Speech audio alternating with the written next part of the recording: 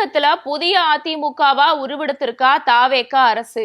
பாஜக மத்த மாநிலங்கள்ல கீழ்த்தரமா குதிரை பேரத்துல ஈடுபடுறதை விட மோசமான வகையில தமிழகத்துல குதிரை பேரத்துல ஈடுபட்டு இருக்க தாவேக அரசு இனிமே எப்படி தன்னை ஒரு தூய சக்தின்னு சொல்லிக்கும்?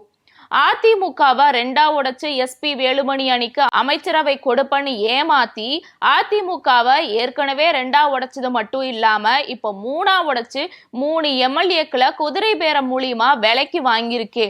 இனிமே எப்படி தன்னை தாவேகா ஒரு மாற்று சக்தியா முன்னிறுத்தும்? பேருக்கு சும்மா 2 அமைச்சர் பதவிய ஐயுஎம்எலுக்கும் விசிகாவுக்கும் கொடுத்து உட்கார வச்சுட்டு காங்கிரஸும் தாவேகா மட்டும் 5 வருஷம் ஆட்சி நடத்துறதுக்கு பயங்கரமான ஒரு ஸ்கெட்ச போட்டிருக்காரா முதல்வர் விஜய்? இந்த கேள்விகளுக்கான விடைய இந்த வீடியோல பாத்திரலாம்.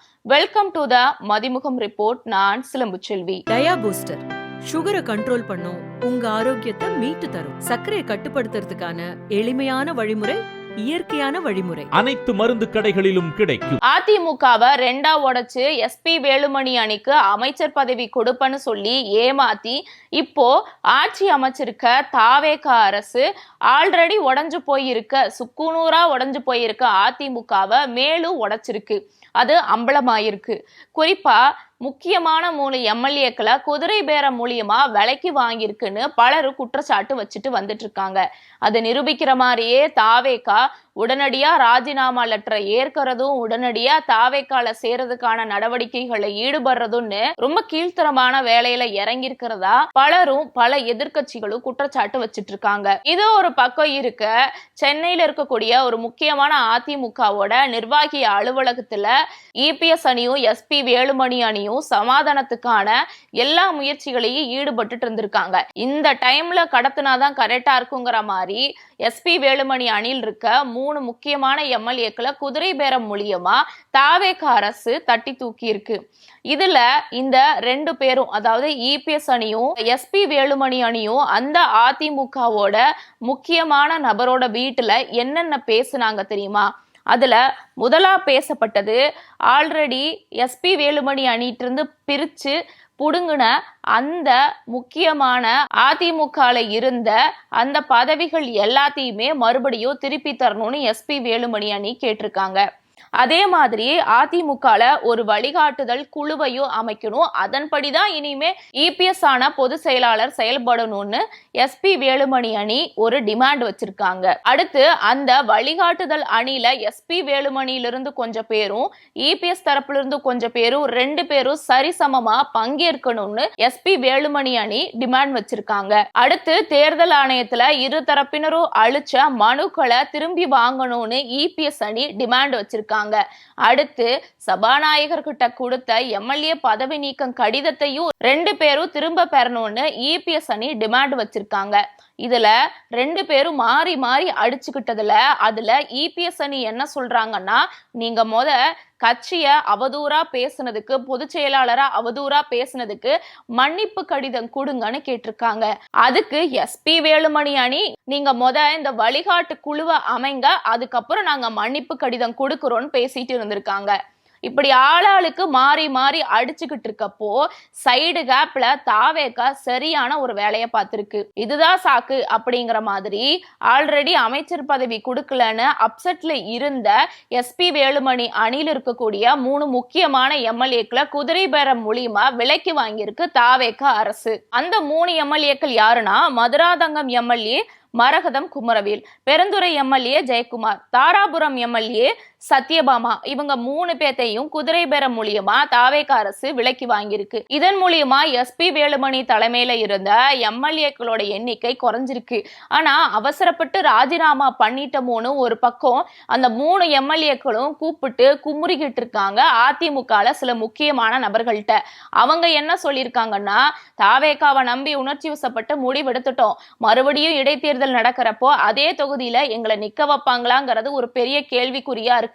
அதே சமயம் அமைச்சர் பதவி ஆல்ரெடி ஒதுக்கி இருக்க தாவேகா சார்பா இருக்கக்கூடிய சில நபர்களுக்கு ஒதுக்கி இருக்க அமைச்சர் பதவியை எங்களுக்கு விட்டு கொடுக்கறதா தாவேகா தரப்புல இருந்து சொன்னதாவும் சொல்லியிருக்காங்க. அப்ப அமைச்சர் பதவி கிடைக்குமா, இல்ல விட்ட இடத்துல மறுபடியும் எங்களை நிக்க வைப்பாங்களா? அப்படி நின்னாலுமே நாங்களாதான் ராஜினாமா பண்ணோம். இப்ப நாங்களே மறுபடியும் நின்னா மறுபடியும் அதே இடத்துல நாங்க ஜெயிப்போமாங்கிறதே எங்களுக்கு ரொம்ப கவலையா இருக்கு. மீடியா முன்னாடி என்னதான் ஆக்ரோஷமா கெத்தா காமிச்சுக்கிட்டாலும் ஒரு பக்கம் கவலையா இருக்குன்னு அதிமுகல இருக்க சில முக்கியமான நிர்வாகிகள்கிட்ட கூப்பிட்டு இந்த ராஜினாமா பண்ண 3 எம்எல்ஏக்களும் புலம்பி தள்ளி இருக்காங்க. இந்த 3 எம்எல்ஏக்கள் மட்டும் இல்லாம இன்னொருத்தரும் இன்னைக்கு ராஜினாமா கடிதத்தை கொடுத்திருக்காரு. அவரும் கண்டிப்பா தாவேக்கால இணைய போறாரு அப்படிங்கிற தகவலும் வெளியாயிருக்கு. இதுல இருந்து நம்மளுக்கு என்ன தெரிய வருதுன்னா, தாவேகா தன்னை ஒரு தூய சக்தின்னு சொல்லிக்கிட்டு இவ்வளவு கீழ்த்தரமான வேலையில ஈடுபட்டு இருக்குங்கிறது அப்பட்டமா தெரிய வருது. குதிரை பேரம் பாஜக தான் மற்ற மாநிலங்கள்ல நடத்தும். ஆனா தமிழகத்திலேயே அது நடைமுறைக்கு கொண்டு வந்திருக்க தமிழக வரலாற்றிலேயே முதல் முறையா குதிரை பேரத்தை அறிமுகப்படுத்தி இருக்கிறது தாவேகா அரசு தாங்கிறது அம்பலமாயிருக்கிறதா பலரும் குற்றச்சாட்டு வச்சுக்கிட்டு இருக்காங்க. ஏன் அப்படின்னா, காங்கிரஸ் கூட்டணி வைக்கும் போதே என்ன சொன்னாங்கன்னா, நீங்க என்டிஏ அலைன்ஸ்ல இருக்கக்கூடியவங்களை கண்டிப்பா கூப்பிடக்கூடாது, திமுக கூட்டணியில் இருந்தவங்களை மட்டும்தான் நீங்க கூட்டணி வச்சு இல்ல ஆதரவு தெரிவிச்சு ஆட்சி அமைக்கணும்னு சொல்லியிருந்தாங்க.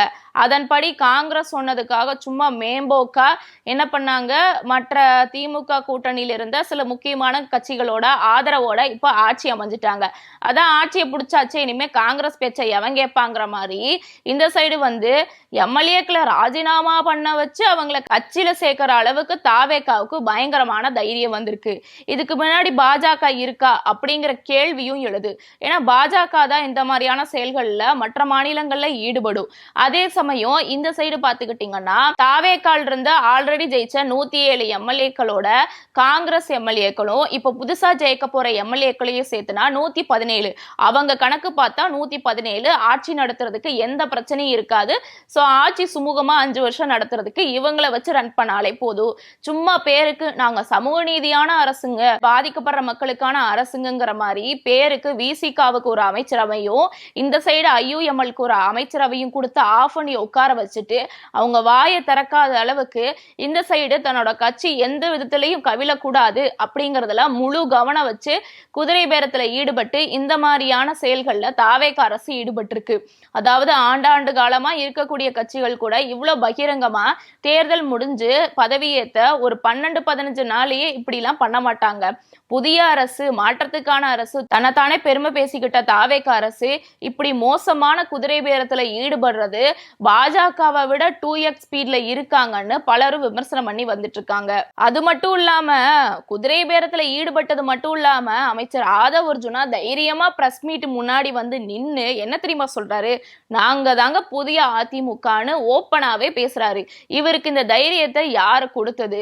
அதிமுக எத்தனை வருஷமா இருக்கு, அவங்களுக்கு எவ்வளவு பெரிய பாரம்பரியம் இருக்கு, அதே மாதிரி திமுகவுக்கு எவ்வளவு பெரிய பாரம்பரியம் இருக்கு. இவங்க தன்னை புதிய அதிமுகவா புகழ்ந்து பேசிக்கிற தைரியத்தை யாரு கொடுத்தா? ஒரு 3 எம்எல்ஏக்கள் வந்துட்டா அவங்க புதிய அதிமுகவா ஆயிருவாங்களா? அவங்க தலைவர் எம்ஜிஆரா ஆயிருவாரான்னு அதிமுக தொண்டர்கள் கொதித்தெழுந்து போட்டு பொளந்து கட்டிக்கிட்டு இருக்காங்க தாவேகா கட்சியினரை. அதே சமயம் உதயநிதி அவர்களும் இது குதிரை பேர அரசுன்னு சட்டமன்றத்திலே சொல்லியிருந்தோம், அதை நொடிக்கு ஒரு தடவை நிரூபிக்கிற மாதிரி ரொம்ப மோசமான செயல்கள்ல தாவேகா அரசு ஈடுபட்டு இருக்கு, இது ரொம்ப கீழ்த்தரமான விஷயம்னு எதிர்கட்சியை சேர்ந்த உதயநிதி அவர்களும் அவர் பங்குக்கு விமர்சனம் வச்சுட்டு வந்துட்டு இருக்காரு. ஆக மொத்தம் தாவேகா முழுக்க முழுக்க தமிழ்நாடு முழுக்க நடக்கக்கூடிய எக்கச்சக்கமான குற்ற சம்பவங்களுக்கோ அல்லது ரொம்ப மோசமான செய்திகளுக்கோ செவிமடுக்காம அவங்க ஆட்சியை தக்க வைக்கிறதுக்கு உண்டான வேலையில மட்டுமே முழு கவனம் வச்சிருக்காங்கிறது இதுல இருந்து தெரிய வருது. மக்களுக்கு நல்லது செய்ய வரோம்னு சொல்லிட்டு மக்களுக்கு நல்லது செய்யாம ஆட்சி கவிழாம இருக்கிறதுக்கு 5 வருஷம் ஸ்மூத்தா போறதுக்கான எல்லா வேலையிலையும் ஈடுபட்டு இருக்காங்க இந்த தாவேகா அரசு. இவங்க எப்படி தன்னை ஒரு தூய சக்தியா இனிமே சொல்லிப்பாங்கன்னு தெரியல. இதுக்கு மேல கொடுமை என்னன்னா, ஆதவ் அர்ஜுன் என்ன தெரியுமா சொல்லியிருந்தார் பிரஸ் மீட்ல, இனிமே இது அதாவது அதிமுக இருக்க மாவட்ட நிர்வாகிகள், கட்சி தொண்டர்கள், சில முக்கியமான எம்எல்ஏக்கள் கூட வரணும்னு ஆசைப்படுறாங்க, யாரு வந்தாலும் நாங்க ஏத்துப்போன்னு பகிரங்கமா சொல்றாரு. இவ்வளவு பகிரங்கமா இப்ப புதிய அரசா அமைஞ்சிருக்க தாவேக அரசு சொல்லுதுன்னா அப்ப கண்டிப்பா அதுக்கு பின்னாடி பாஜக இருக்கோ அப்படிங்கிற கேள்வியும் நம்மளுக்கு எழுது. இப்போ நீங்க சொல்லுங்க, நல்லா இருந்த அதிமுகவுக்கு அமைச்சர் பதவி தருவன்னு ஆசைய காட்டி மோசம் பண்ணி 2ஆ உடைச்சு இப்ப 3ஆ உடைச்சு எம்எல்ஏக்களை குதிரை பேரம் மூலியமா வாங்கி இதை மறைக்கிறதுக்கு, அதாவது தமிழ்நாட்டுல நடக்கக்கூடிய குற்ற சம்பவங்களை மறைக்கிறதுக்கு அந்த சைடு விவசாய கடன்கிற பேர்ல ஏதோ ஒண்ணு அறிவிச்சு இவ்வளோ குளறுபடிகளை பண்ணக்கூடிய தாவேக அரசை நீங்க எப்படி பாக்குறீங்க? மறக்காம உங்க ஒப்பீனியனை கமெண்ட்ல சொல்லுங்க.